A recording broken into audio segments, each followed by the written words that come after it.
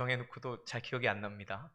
누구의 자손으로 살 것인가, 이런 제목으로 함께 은혜를 나누고자 합니다. 오늘도 하나님의 말씀이 성령 안에서 여러분들에게 레마로, 살아있는 목소리로 여러분들의 심령을 깨우는 음성으로 들려지시기를 간절히 축원합니다. 창세기 4장의 가인과 아벨의 이야기는 우리에게 참된 예배가 무엇인지를 알게 합니다. 참된 예배 안에는 인간 속에 있는 죄가 다루어집니다. 죄가 다루어집니다. 피로 말미암은 구속이 일어나게 됩니다. 죄가 죽어지며 죄가 태워지고 죄가 씻어져야 단절된 하나님과의 관계가 다시금 회복됩니다. 하나님과의 관계가 봉합돼요. 육신으로 살아가고 있는 우리의 인생은 계속해서 죄를 생산합니다. 보는 것으로 말미암아, 듣는 것으로 말미암아, 생각하는 것으로 말미암아 살아가는 것, 어쩌면 우리가 미세먼지를 마시는 것처럼 죄를 마시는 건지도 모르겠습니다. 성경은 이렇게 말합니다. 작은 욕심이 잉태하여 죄가 되며 그 죄가 장성한 즉 사망이 된다. 욕심이 잉태한 즉 죄가 되고 죄가 장성하면 사망이 된다라는 것입니다. 그러므로 우리는 죄를 다룬다는 것, 예배 가운데 우리가 죄를 다룬다는 것은 무엇입니까? 단순히 행동으로 지은 죄, 행동으로 범한 죄가 아니라 우리의 생각 속에, 감정 속에, 의지 속에, 영혼 속에 깃들어져 있는, 어느 순간 나도 모르게 배어져 있는 죄된 생각들, 마귀적인 소욕들, 이런 것들을 빛 되신 하나님 앞에 가져가서 피로 말미암아 죄를 다뤄야 한다는 것입니다. 내 마음의 깊은 동기, 숨은 동기를 다루는 예배가 되어야 합니다. 하나님께서 노아 시대에 홍수로 세상을 심판하실 때 창세기 6장 5절에 보면 이렇게 말씀하세요. 여호와께서 사람의 죄악이 세상에 가득함과 그의 마음으로 생각하는 모든 계획이 항상 악할 뿐임을 보시고, 모든 계획이, 각 사람의 마음의 모든 계획이 항상 악할 뿐이다. 모든 계획이 항상 악하다. 이것이 인류를 향한 하나님의 진단입니다. 우리의 마음을 향한 하나님의 진단이에요. 내면 상태가 건질 것이 하나도 없을 만큼 회생 불가능할 지경이 되었다는 것, 이것이 죄된 인간의 마음 상태입니다. 우리는 뉴스에서 온갖 파렴치한, 어떻게 세상에 이런 일이 일어날까라고 하는 끔찍한 사건, 사고들을 날마다 뉴스를 통해서 봅니다. 그럴 때마다 우리의 마음이 어떻죠? 상하고 아프고 속상하고 때로는 화가 납니다. 어떻게 그럴 수가 있을까? 어떻게 저런 짓을 할 수가 있을까? 어떻게 사람이 저럴까? 그러면서 마음의 그 쓴 마음을 지워버릴 수가 없는 것입니다. 그런데 어느 날 주님이 제 마음속에 이런 마음을 주세요. 나는 오죽하겠니? 나는 오죽하겠냐? 여러분 생각해 보면 우리는 우리가 바라보고 우리가 접하는 이 죄악의 뉴스들, 죄악된 사건들은 빙산의 일각에 불과해요. 얼마나 극히 작은 부분에 불과하다는 거예요. 지극히 작은 부분만 우리는 접할 뿐이에요. 눈으로 보고 귀로 들을 뿐이에요. 그런데 주님은 어떻게 하십니까? 각 사람의 마음과 심장을 능히 보세요. 꿰뚫어 보세요. 감찰하세요. 이거 여러분 보통 괴로운 일이겠습니까? 하나님이 의인이 많으면 기뻐하시겠지만 이 세상에 죄가 관영하면 그분의 마음이 어떠시겠습니까? 마음이 다 새카맣게 타들어가지 않으시겠습니까? 얼마나 고통스러우시겠습니까? 그러니까 주님 말씀하시는 거예요. 내가 이 죄악된 인간들을 지면에서 쓸어버릴 것이다. 더 이상 눈 뜨고는 보실 수가 없는 거예요. 더 이상 이 죄악을 좌시할 수 없을 정도로 이 땅에 강포와 포악이 가득했다라고 성경이 말하고 있는 거예요. 여러분, 그렇기 때문에 마지막 날에 이 하나님의 죄를 향한 분노, 불의를 향한 그 타오르는 소멸하는 불이 이제 그 마음이 열려져서 대심판이 일어나는 것입니다. 하나님만이 이 땅을 공의로 심판하실 유일하신 분이시죠. 창세기 8장 21절에는 이렇게 또 사람의 마음을 진단해요. 사람의 마음이 어려서부터 악하다. 어려서부터, 유아기 때부터, 아주 갓난아기부터, 어려서부터 너희들 마음이 악하다. 주님의 진단이에요. 예레미야 17장 9절에는 만물보다 거짓되고 심히 부패한 것이 우리의 마음이라, 사람의 마음이다 라고 말씀을 하세요.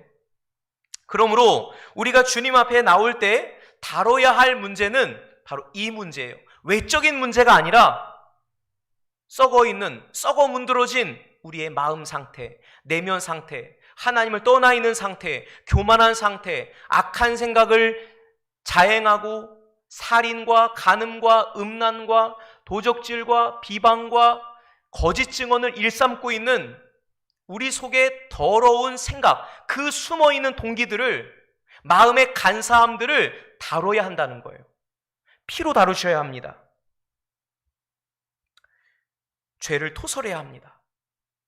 지난 시간에 우리가 살펴봤던 것처럼 가인은 예배에 실패했어요.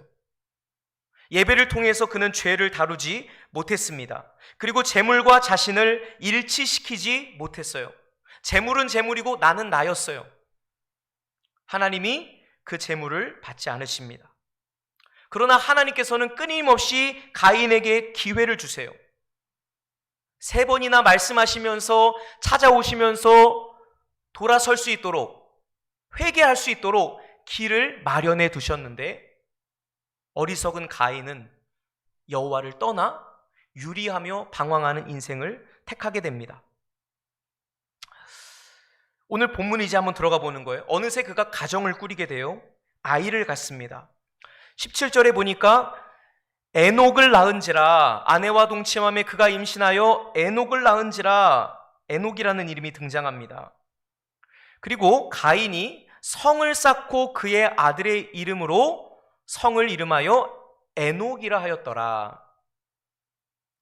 성을 짓고 집을 짓고 집 이름을, 성 이름을 뭘로 지은 거예요? 아들의 이름으로, 사람의 이름으로 지은 거예요. 에녹성은요, 바벨탑의 원조입니다. 바벨탑의 원조가 에녹성이에요. 하나님의 이름이 아니라 자기 이름의 영광을 돌리는, 내 이름의 명예를 위하여 살아가는, 내 이름을 자랑하며 추구하는 자기 교만, 자기 만족, 자기 의라고 하는 성을 쌓는 것입니다. 하나님을 부르기보다는, 예수 그리스도를 불러 구원을 얻기보다는 자기 힘을 의지하는 인생인 거예요. 여러분 4장 26절 보실까요? 4장 26절, 창세기 4장 26절 같이 한번 읽어보겠습니다. 같이 전사님 마이크를 읽어주세요. 4장 26절 시작. 셋도 아들을 낳고 그의 이름을 에노스라 하였으며 그때의 사람들이 비로소 여호와의 이름을 불렀더라. 아멘. 4장 26절은요 17절과 완전한 대조를 이루고 있습니다. 한쪽은 가인의 자손은 사람의 이름을 부르는 거예요. 그런데 셋의 경건한 후손은, 믿음의 후손들은 이제 여호와의 이름을 부르기 시작한 것이죠. 여호와의 이름을. 그것이 똑같은 세대에 같은 학렬에서 벌어지고 있는 일입니다. 이걸 여러분들이 이제 잘 보셔야 합니다. 성경이 이것을 묘하게 대조하고 있는 거예요. 그러면서 오늘 말씀의 제목처럼 너희들은, 이걸 읽고 있는 독자들은 누구의 자손으로 살 것인가를, 가인처럼 살 것인가? 가인의 자손이 될 것인가? 아니면 아벨처럼, 아벨이 죽었으니 아벨을 대신하여 셋이 있죠? 셋의 후손으로 살 것인가? 이 질문을 여러분들이 들으셔야 돼요. 한쪽은 자기 이름으로 성사하여 한쪽은 여호와의 이름을 불러요. 어떤 인생을 살아갈 것인가? 똑같은 자손이지만, 똑같은 학렬, 똑같은 아담의 3대 손이지만 전혀 다른 삶의 양상을 나타내 보여주고 있습니다. 그러면서 쭉 우리가 읽어 나가게 되면은요, 가인의 6대 손인 라멕이라는 인물을 만나게 됩니다. 이 라멕이라는 인물을 여러분들이 잘 주목해서 보셔야 합니다. 가인에게 6대 손이기 때문에 아담의 7대 손이에요. 창세기 5장에 보면 우리가 잘 알고 있는 에녹 할아버지가 나오죠. 가인의 아들 에녹이 아니라 경건한 에녹, 하나님과 동행했던 에녹. 에녹이 바로 아담의 7대 손이에요. 셋의 6대 손. 이해되시죠? 아담의 7대 손. 라멕과 에녹이 똑같은 아담의 7대 손 자손이에요. 아들들입니다. 그런데 우리가 보게 되면 라멕과 에녹이 전혀 다른, 한 사람은 죽음을 살고 한 사람은 생명을 살아요. 한 사람은 지옥을 생산하고 한 사람은 천국을 생산합니다. 이 대조를 여러분들이 또 보셔야 돼요. 가인의 아들 에녹과 셋의 아들 에노스가 서로 대조를 이루고 있는 것처럼 라멕과 에녹이 서로 대조를 보이고 있는 거예요. 여기까지 여러분 잘 따라오시고 계시죠? 19절에 보면 라멕의 두 아내, 라멕이 아다와 실라를 맞이해요. 두 아내. 일부 다처제가 여기서부터 생겨나게 되는 거예요. 일부 다처제는 마귀적인 것입니다. 하나님은 원래 하나님이 지으신 가정 질서는 무엇입니까? 남자가 부모를 떠나 그의 아내와 합하여 둘이 한 몸을 이루라. 둘이 한 몸을 이루라 이렇게 말씀하셨는데, 라멕은 하나님의 방법대로가 아니라 순리를 거스르고 두 아내를 맞이하게 돼요.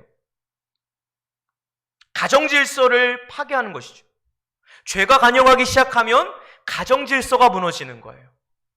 가정의 행복이 파괴되고 가정의 질서가 무너지게 된다는 것을 우리가 여기서 보게 되는 것입니다.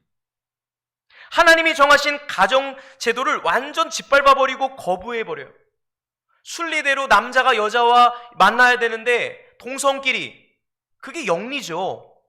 그게 죄악인 것입니다. 잘못된 것이죠. 하나님을 대적하는 것이에요.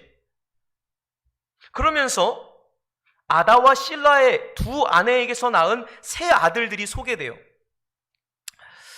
20절 보실까요? 20절. 자, 20절부터 22절까지 한번 보겠습니다. 20절부터 22절까지 시작. 아다는 야발을 낳았으니 그는 장막에 거주하며 가축을 치는 자의 조상이 되었고, 그의 아우의 이름은 유발이니 그는 수금과 퉁소를 잡는 모든 자의 조상이 되었으며, 실라는 두발 가인을 낳았으니 그는 구리와 쇠로 여러 가지 기구를 만드는 자요, 두발 가인은 누이는 나아마였더라. 아멘. 이 라멕에게서 낳은 세 아들들을 여러분들이 자세히 보시면 라멕의 삶이 어떠했는가, 그가 낳았던 삶의 열매가 어떠했는가를 그 세 아들들의 모습을 통해서 우리가 보게 됩니다. 이때부터 문명이 발달이 돼요. 문명이 시작됩니다. 첫째, 야발은 가축을 치는 자의 조상이 되었습니다. 가축을 쳐요. 가축을 친다는 것은 뭐냐면 부의 상징이에요. 부의 상징. 가인은 농사하는 자였죠, 그죠? 가인이 뭘로 농사했겠습니까? 변변한 기구가 있었겠습니까? 손으로 팠겠죠. 몸으로 떼었겠죠. 그런데 야발은 가축을 치게 돼요. 소로 밭갈이를 하는 거예요. 그러면 여러분, 얼마나 이 안에 상상할 수 없는 부가, 물질적인 부요함이 창출되겠습니까? 이것은 무엇을 말합니까? 하나님 없는 부귀를 누리게 돼요. 하나님을 더 이상 의지하지 않아요. 물질이 하나님이 되고 돈이 주님이 되는 것. 돈을 사랑함이 일만하게 뿌리가 된다고 말씀하시는데 하나님 없는 부를 추구하기를 시작하는 거예요. 인생이요. 여러분 그렇지 않습니까? 성공하면서 주님을 떠나지 않으셨습니까? 사업에 성공하고 내가 잘 나갈 때는 하나님도 뭐도 뵈는 것도 없는 그런 인생을 우리가 살지 않았냐는 거예요. 둘째의 이름은 유발입니다. 야발과 유발, 이름이 좀 헷갈리죠? 모르셔도 돼요. 둘째의 이름은 유발입니다. 그는 수금과 퉁소를 잡는 모든 자의 조상이 되었다. 이것은 무엇을 말하냐면 쾌락과 유희를 즐기기 시작한 거예요. 쾌락과 유희. 나이트클럽에 왔다 갔다 하는 거예요. 하나님 없는 즐거움, 하나님 없는 기쁨, 육신의 정욕과 안목의 정욕만을 끊임없이 추구하는 못된 인류의 문화들이, 죄의 문화들이 창설되게 된 거죠. 라멕이 23절, 24절을 보면 노래를 불러요. 아주 교만하고 폐역하기 이를 데 없는, 눈 뜨고는 감히 볼 수 없고 들을 수 없는 이런 이 하나님을 대적하는 노래들을 부르는데 누가 반주해 줬겠습니까? 유발이에요. 이해가 되시죠? 하나님 없는 쾌락과 유의를 즐기기 시작하는 거예요. 마지막 셋째 아들이 이제 두발가인이라고 하는데요. 두발가인인데 이 두발가인은 대장장이에요. 옛날 개역 한글판 번역에 보면 날카로운 각종 기계를 만드는 사람이다 이렇게 나와 있어요. 구리와 쇠로 여러 가지 기구, 각종 날카로운 기구를 제작하는 거예요. 칼을 만드는 거예요. 낫을 만드는 거예요. 창을 만들어요. 여기서 이제 도구가 발생하게 돼. 이제 인간이 이제 도구를 사용하기 시작하는 거예요. 도구 문명이 시작되는 것입니다. 근데 여러분, 도구를 잘 쓰면 얼마나 좋아요? 도구를 잘 쓰면 얼마나 좋아요? 그런데 이 도구로 뭐 하는 데 쓰는 거예요? 이제 23절, 24절을 보면 라멕이 이 두발가인이 제조한 날카로운 기계를 가지고 무엇을 했는지를 보게 돼요. 23절, 24절. 우리 23절 말씀 한번 같이 볼까요? 23절 시작. 라멕이 아내들에게 이르되 아다와 실라여 내 목소리를 들으라. 라멕의 아내들이여 내 말을 들으라. 나의 상처로 말미암아 내가 사람을 죽였고 나의 상함으로 말미암아 소년을 죽였도다. 아멘. 수틀리면 소년이고 아이건 사람이건 남자건 여자건 눈에 뵈는 게 없는 거예요. 지금 라멕이 이걸 칼의, 이제 이 라멕의 노래를 우리가 칼의 노래라고 하는데요. 왜 라멕이 이 아내들에게 마치 자랑하듯이 호기롭게 그렇게 이걸 얘기하겠습니까? 나 그렇게 무서운 사람이야. 나 건드리면 가만 안 놔도. 나 건드리면 너네 절단 나. 이렇게 말하고 있는 거예요. 나의 상처로 말미암아 내가 사람을 죽였고 나의 상함으로 말미암아 소년을 죽였도다. 날카로운 기계를 가지고 무엇을 했습니까? 찔러 죽이는 거예요. 가인은 돌로 아벨을 쳐 죽였다면 이제 라멕은 어떻게 하는 거예요? 날카로운 기계를 가지고 칼 가지고 총 가지고 문명이 우리에게 가져다준 도구를 통해서 마음껏 죄를 양산하는 거예요. 더 죄를 짓는 거예요. 끊임없이 죄를 짓는 것입니다. 그러면서 라멕이 24절에 뭐라고 얘기합니까? 가인을 위하여는 벌이 7배일진데 라멕을 위하여는 벌이 77배로다. 이건 오만 방자하기가 이를 데가 없는 거예요. 하나님이 가인에게 표를 주신 건 은혜였어요. 근데 라멕은 말해요. 라멕을 위해서는 벌이 77배로다. 하나님의 은혜를 정욕거리로 바꾸고 하나님의 은혜를 세욕거리로 바꾸는 것, 썩어지지 아니하는 하나님의 영광의 형상을 썩어질 금수와 버러지 형상의 우상으로 바꿨다는 것이에요. 죄가 이렇게 무섭습니다. 아담의 7대손 라멕은 가인의 완전 진화형이에요. 확장형이에요. 가인보다 10배는 악랄하고 어쩌면 가인은 그 분을 참지 못하고 나도 모르게 동생을 쳐 죽였을지 몰라요. 그때만 해도 하나님이 그의 양심에게 이르실 수가 있었습니다. 그러나 이 람에게 때에는 그런 게 없는 거예요. 폐역함과 포악함과 강포함이 이루 말할 수가 없는 것입니다. 10배는 더 교만하고 10배는 더 음란하고 10배는 더 하나님을 대적하는 무시무시한 죄악의 형태를 우리에게 보여주고 있는 것입니다. 그러면서 창세기 6장에 이러한 이 가인 자손들의 죄악으로 말미암아 하나님이 더 이상 두고 보실 수가 없을 만큼 강포와 포악으로 온 땅이 가득해버린 것.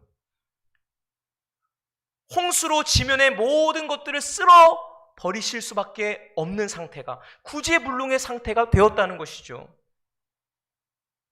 저는 이 말씀을 깨달으면서 정말 소름이 끼치더라고요. 여러분, 남의 이야기로 들리십니까? 남의 이야기로 들리십니까? 나와 내 가정의 이야기는 아닙니까? 조상적의 죄악이, 부모 시대의 죄악이, 또는 나의 죄악으로 말미암아 내가 죄를 다루지 못하고 혈기 부리고 내가 분노하고 그래서 사람을 찔러 죽이는 가인같이 죄를 다루지 못하는, 예배에 실패하는 인생이 되면 라멕이라는 결과를 낳게 된다는 거예요. 라멕이라는 결과를 낳게 됩니다. 이렇게 여러분, 죄가 무섭습니다. 결코 여러분 죄를 좌시하거나 가볍게 다루시면 안 됩니다. 죄의 무서움, 죄의 심각함을 알아야 하는 것이에요. 그것이 참된 그리스도인이에요. 죄가 무서운 줄 모르면, 죄가 얼마나 심각한지를 모르면, 죄가 얼마나 인류를 타락시키고 병들게 만드는지를 모르면 여러분들은 참된 그리스도인이라고 말할 수 없습니다. 똑같은 아담의 7대 손이었지만 에녹은 라멕과 전혀 다른 삶의 모습을 우리에게 보여줍니다. 창세기 5장 24절의 말씀 보게 되면 에녹이 하나님과 동행하더니 하나님이 그를 데려가심으로 세상에 있지 아니하였더라고 말씀하고 있어요. 하나님과 얼마나 깊숙이 동행하면 죽음을 보지 않을 정도로 그의 삶에 사망은 없었어요. 죽음이 그를 압도하지 못했습니다. 왜냐하면 생명이신 그분과 매일매일 교제하고 생명이신 하나님과 매일매일 동행했기 때문에 그것이 아벨의 열매인 것이에요. 아벨처럼 살면 우리의 삶에 그런 에녹 같은 모습이 등장하게 되고 나오게 되는 것입니다. 죽음을 보지 않고 옮겨졌다는 거예요. 람에게 삶은요, 온통 죽음뿐이었어요.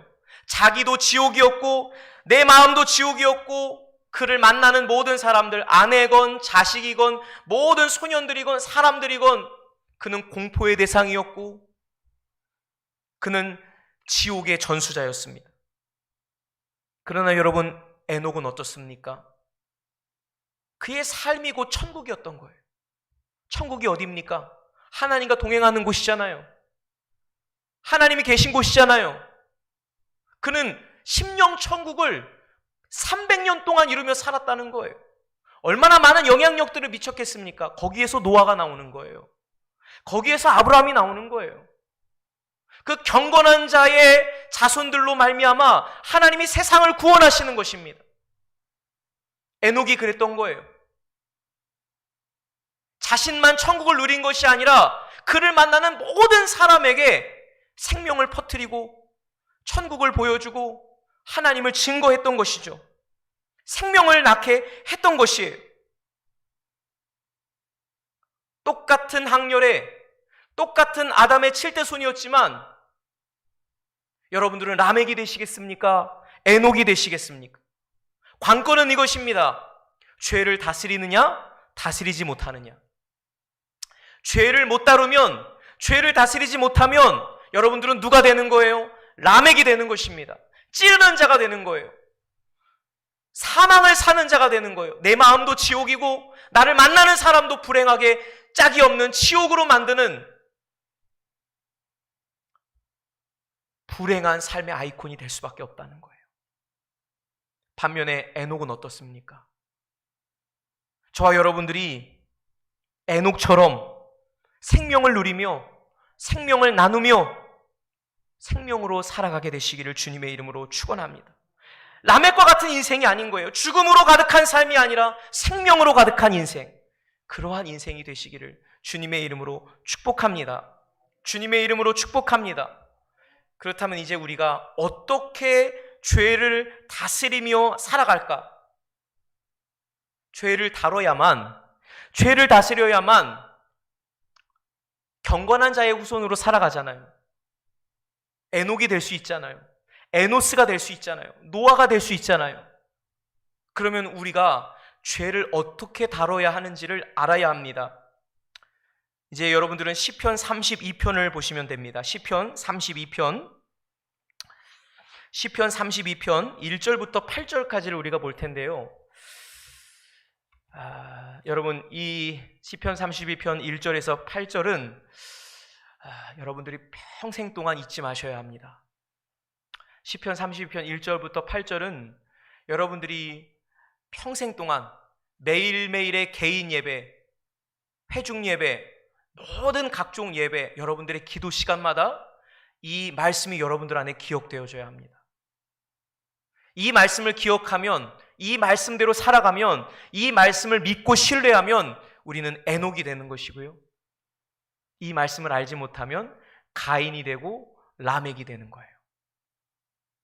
1절과 2절 같이 한번 보겠습니다. 1절과 2절 시작.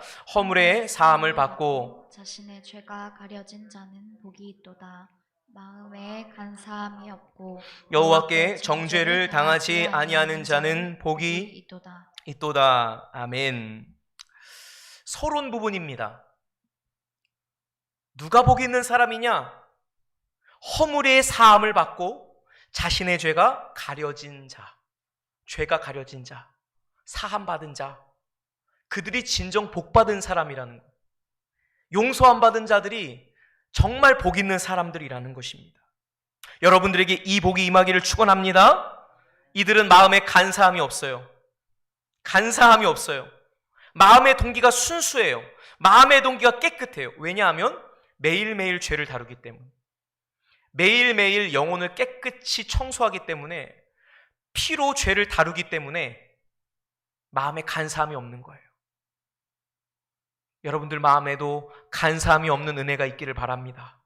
여호와께 정죄를 당하지 아니하는 자는 복이 있도다. 하나님 앞에 옳다 인정함 받는 그런 인생이 되는 것이에요. 3절 4절입니다. 3절 4절 같이 읽겠습니다. 시작. 내가 입을 열지 아니할 때에 종일 신음함으로 내 뼈가 쇠하였도다. 주의 손이 주야로 나를 누르시오니 내 진액이 빠져서 여름 가뭄에 마름같이 되었나이다. 아멘. 이게 참 중요한데요. 3절에 보면 내가 입을 열지 아니할 때에 그랬죠. 입을 꾹 닫고 있는 거예요. 죄를 자백해야 되는데, 죄를 내놔야 되는데, 토설해야 되는데 입을 꾹 닫고 있어요. 시치미를 뚝 떼고 있어요. 죄인 아닌 것처럼, 용서 안 받을 필요 없는 것처럼, 의로운 자처럼 입을 꾹 닫고 있습니다. 내가 입을 열지 아니할 때에 어떤 일이 일어납니까? 첫 번째로, 이제 번호도 매기는 거예요. 첫 번째로, 종일 신음함으로. 시름시름 앓아요. 심령이 컬컬하고요. 찝찝하고요.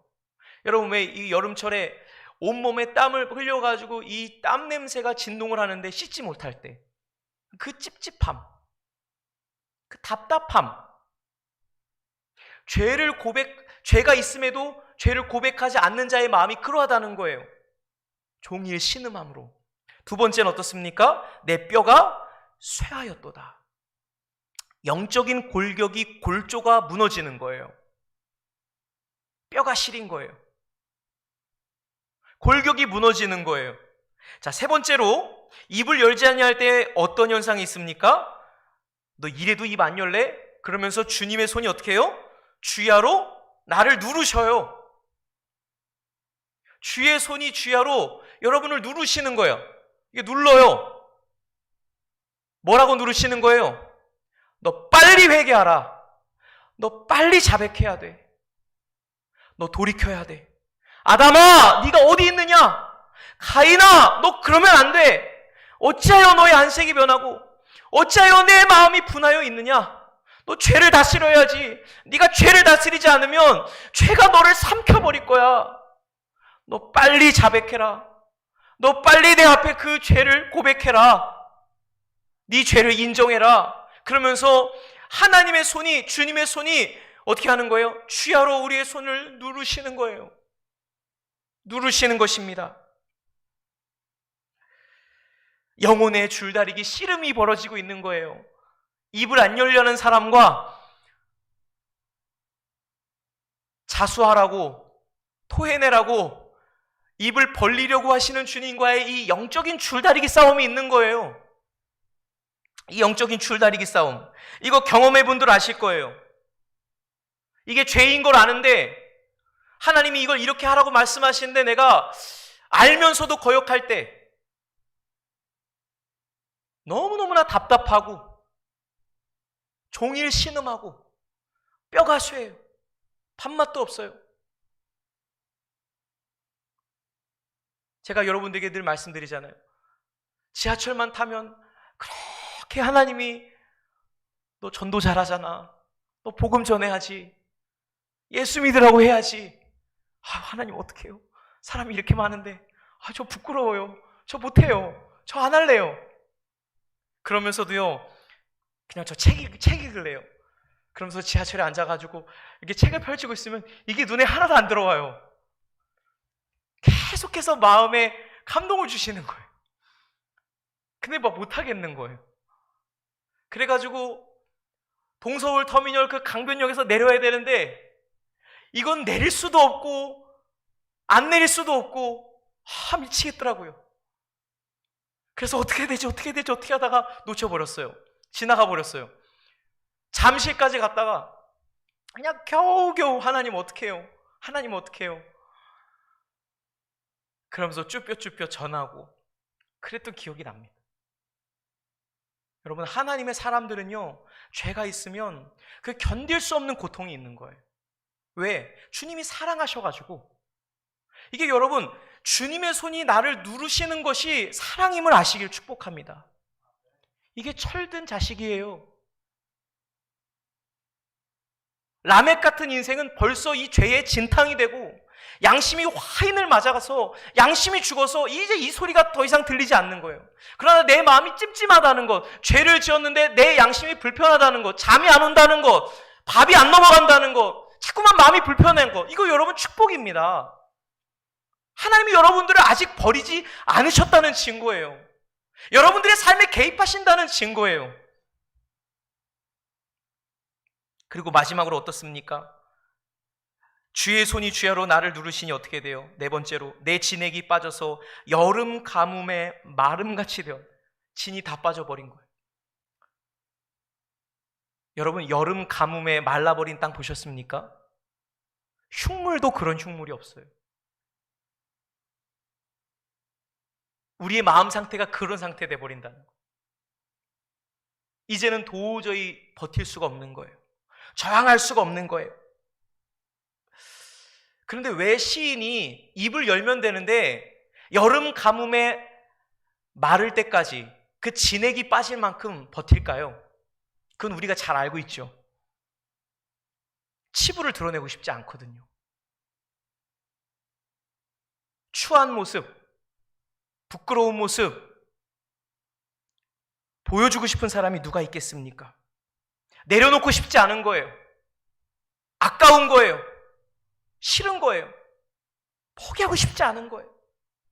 그런데도 하나님이 우리를 사랑하시니까 계속해서 그것들을 지적하시고 계속해서 그런 것들을 다루시는 거예요. 우리의 양심을 찌르세요. 너 이거 처리돼야지 내 앞에 설 수 있어. 너 이거 해결돼야 네가 온전한 상을 받을 수가 있어. 이거 해결돼야 나와 동행할 수 있어. 내가 널 위해 싸울 수 있도록, 내가 너를 도울 수 있도록 나를 좀 도와줘라. 입을 그만 이제 열어라. 이렇게 말씀하시는 거예요. 그래서 계속 누르시는 것입니다. 5절입니다. 5절. 우리 5절 보겠습니다. 5절 시작. 내가 이르기를 내 허물을 여호와께 자복하리라 하고 주께 내 죄를 아뢰고 내 죄악을 숨기지 아니하였더니 곧 주께서 내 죄악을 사하셨나이다. 아멘, 아멘. 이제 어떻게 하는 거예요? 백기투항하는 거죠. 나 더 이상 못 버티겠습니다. 결국 입을 열어요. 내가 이르기를 내 허물을 여호와께 자복하리라. 주께 내 죄를 아뢰리라. 내 죄악을 숨기지 아니하리라. 이제 더 이상 그 낭떠러지 절벽 끝에서 더 이상 견디지 못하고 하나님 앞에 항복하며 나가는 거예요. 그렇습니다, 주님. 제가 간음을 행했습니다. 주님, 제가 살인을 저질렀어요. 충신인 우리아를 사지로 몰고 가 내 죄를 은닉하고 은폐하기 위해서 그 죄 없는 우리아를 내가 죽였습니다.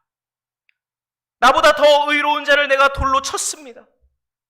죄를 짓고도 모른 척했습니다. 입쓱 닫았습니다. 하나님, 잘못했습니다. 하나님, 죽을 죄를 지었습니다. 하나님, 제가 아간이었습니다. 하나님, 제가 아나니아와 삽베라였습니다. 아버지, 제가 교만했습니다. 아버지, 제가 음란했습니다. 아버지, 제가 주님 없이 살았습니다. 자복하기를 시작하는 거예요. 죄악을 숨기지 않는 거예요. 내 마음에 있는 숨은 것들을 낱낱이 아뢰는 거예요. 그랬더니 하나님께서 어떻게 하십니까? 따라합시다. 곧 주께서 내 죄악을 사하셨나이다. 여러분, 곧이라는 이 한 글자에 여러분 동그라미를 꼭 치십시오. 곧 즉시로.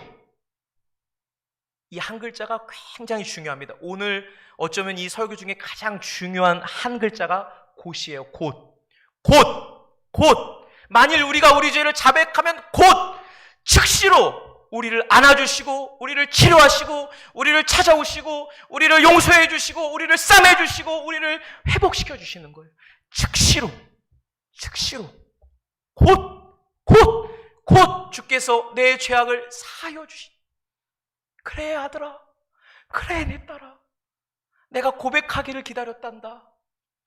네가 토설하고 네가 자복하기만을 내가 기다렸단다. 마치 기다렸다는 듯이 우리가 그 죄를 토설하기가 무섭게 주님은 그 죄를 자기 피로 씻어주시고 그 죄로 말미암아 엉망진창이 된 더럽혀지고 상처있고 피 흘린 우리의 가슴과 심령을 어루만져 주시는 거예요. 고쳐주시는 거예요. 곧 주께서 내 죄악을 사하셨나이다. 가인이 이 주님을 알았더라면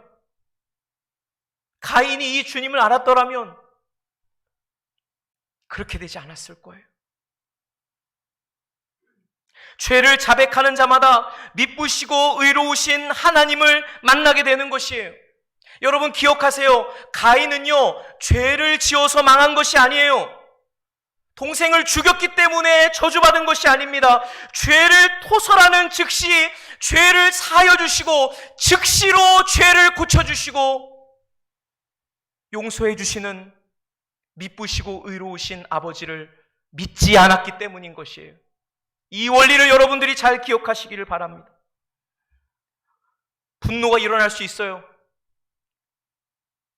넘어질 수 있습니다. 범죄할 수 있어요.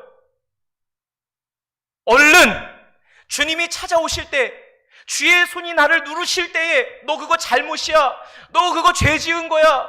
너 그거 그렇게 하면 안 돼. 네가 어디 있느냐? 라고 주님이 우리를 찾아오실 때 우리는 그때 바로바로 주님 앞에 예 주님 제가 잘못했습니다 라고 죄를 토설해야 한다는 거예요. 동생을 죽이고 나서도 가인이 동생을 죽였는데도 주님이 찾아오셨을 때 네 아우 아벨이 어디 있느냐? 그랬을 때 그는 그때라도 자백을 했어야 합니다. 얼른 회개했어야 돼요. 양심을 통해 거듭거듭 말씀하시는데도 어리석기 짝이 없는 인생은 죄를 내놓지 않는 거예요. 죄를 꽁꽁 싸매고 있는 거예요. 내 안에 그 암덩어리 같은 죄가 있음에도 불구하고 하나님의 손이 주야로 나를 누르시는데 주의 종의 입술을 통하여 너 그거 잘못된 것이다. 너 그거 토설해야 된다. 너 그거 내 앞에 토해내야 한다라고 주님이 말씀하시는데 그러면 토해내기만 하면 곧 즉시로 내 죄를 사해 주시고 나에게 없었다는 듯이 아무런 일도 없었다는 듯이 나를 그렇게 사면해 주시고 용서해 주시는데 모르는 거예요. 그 하나님을 믿지 않는 거예요. 하나님을 미쁘시고 의로우시다는 걸 인정하지 않는 것입니다. 그 하나님을 믿지 않기 때문에 우리가 망하는 거예요. 여러분 결코 죄 지었기 때문에 망하는 것이 아니에요. 죄 지었기 때문에 심판받는 것이 아닙니다. 죄를 지었음에도 미쁘시고 의로우신 하나님 앞에 곧 우리의 죄악을 사해 주시는 하나님 앞에 죄를 토해내지 않기 때문에 믿지 않기 때문인 것이에요. 오늘 우리에게 그 믿음이 있게 되기를 주님의 이름으로 축원합니다. 이 5절의 말씀 여러분을 평생 기억하십시오. 죄를 지어서 망하는 것이 아니에요. 과거의 상처와 아픔, 과거의 여러분들의 어떠한 잘못이 여러분들의 발목을 잡고 있습니까? 아니에요. 오늘 여러분들이 토설할 때, 내가 하나님 앞에 자백할 때, 내가 죄인임을 하나님 앞에 낱낱이 구체적으로 자백할 때 주님은 용서해 주십니다. 즉시로 사해 주십니다. 6절 같이 읽겠습니다. 6절 시작. 이로 말미암아 모든 경건한 자는 주를 만날 기회를 얻어서 주께 기도할지라 진실로 홍수가 범람할지라도 그에게 미치지 못하리로다. 아멘. 6절부터 8절까지는 죄를 자백하고 토설하는 자에게 주시는 하나님의 복입니다. 즉 1절과 2절 그들에게 어떠한 구체적인 복이 있는지를 허물이 사함받은 자에게 어떠한 복이 있는지를 말씀해 주고 있는 거예요. 이로 말미암아 하나님이 나를 용서해 주심으로 말미암아 모든 경건한 자는 누구입니까? 그 하나님을 믿는 자예요. 하나님의 미쁘시고 의로우심을 믿어서 즉시로 죄를 자백하고 고백하는 자, 용서함 받은 거예요. 그 은혜를 경험한 사람은 틈날 때마다 주님을 만날 기회를 쫓습니다. 주님을 만날 기회를 얻어서 주님께 기도하는 것이에요. 회개 기도하는 것이에요. 감사 기도하는 것이에요. 간구 기도 드리는 것입니다. 주님의 얼굴을 사모하며 기도하는 것, 예배하는 것, 말씀 듣는 것입니다. 5절에 하나님을 경험하니까 즉시로 내 죄를 사해 주시는 그 좋으신 아버지를 가슴으로 만나니까, 인격으로 만나니까 너무 좋은 거예요. 너무 좋은 거예요. 그러니까 틈만 나면, 짬만 나면, 기회만 있으면 아버지 앞에 달려가는 것이에요. 아버지 앞에 나가 기도하는 거예요. 아버지 저 왔어요. 아버지 저 좀 도와주세요. 아버지 저 이러이러한 문제가 있어요. 아버지 저 이런 것들이 필요해요. 라고 주님을 만날 기회를 얻어서 기도의 자리로 나아간다는 거예요. 기도의 자리로 나아간다는 거예요. 여러분들은 경건한 자입니까? 불경건한 자입니까? 가인의 자손들은, 죄를 다루지 않는 자들은 점점 기도하지 않습니다. 점점 예배의 횟수가 줄어들어요. 그나마 한 주에 한 번 예배 드렸던 것도 여러 가지 이 핑계 저 핑계 대면서 예배를 멀리하게 되는 거예요. 주님을 만나는 것이 기쁨인지를 알지 못하는 거예요. 너무나 안타깝죠. 너무나 안타까워요. 그러나 허물의 사함을 받은 자들은, 자신의 죄가 가려진 자들은 끊임없이 하나님의 얼굴을 구하고 그분의 은혜를 침노하게 되는 것이에요. 할렐루야. 새벽녘에도 일어나고 일과 중에도 일부러 틈틈이 시간을 내서 주님과의 접선을 시도해요. 주님과의 접선을 시도해요. 그런 사람들은 어떻습니까? 그런 자들에게 어떤 축복이 있어요? 홍수. 모든 것을 다 쓸어가 버리는 홍수가 덮쳐도 끄떡이 없는 거예요. 홍수같이 문제들이 범람해와도 미치지를 못해요. 막아주시는 것이죠, 주님이. 건드릴 수 없는 거예요. 악한 자가 그를 만지지도 못하는 것입니다. 주님의 보호 아래 둘러싸여 있는 거예요. 주님이 그를 지켜주시는 거예요. 그를 위해 싸우기 때문에 진실로 홍수가 범람할지라도 그에게 미치지 못하는 것입니다. 이것이 허물에 사함받은 자의 첫 번째 복이에요. 홍수가 범람하여도 미치지 못하는 것입니다. 두 번째, 7절입니다. 7절과 8절 우리 같이 읽겠습니다. 시작. 주는 나의 은신처이오니 환난에서 나를 보호하시고 구원의 노래로 나를 두루시리이다. 내가 내 갈 길을 가르쳐 보이고 너를 주목하여 훈계하리로다. 아멘. 하나님은 죄를 자복하는 자들의 은신처가 되십니다. 피난처가 되시는 거예요. 우리에게는 환난날에 피난처가 있습니다. 우리에게는 은신처 있습니다. 전능자의 그늘입니다. 아버지의 품속입니다. 여러분, 아버지의 품속은 안전합니다. 홍수가 와도 결코 우리에게 미치지 못하는 것이에요. 또 세 번째, 환난에서 나를 보호하세요. 환난에서 나를 지켜주세요. 네 번째, 구원의 노래로 나를 두르십니다. 이 구원의 기쁨과 감격을 표현할 길이 없어서 다윗처럼 찬양하고 구원의 노래가 날마다 우리에게 뿜어져 나오는 것이에요.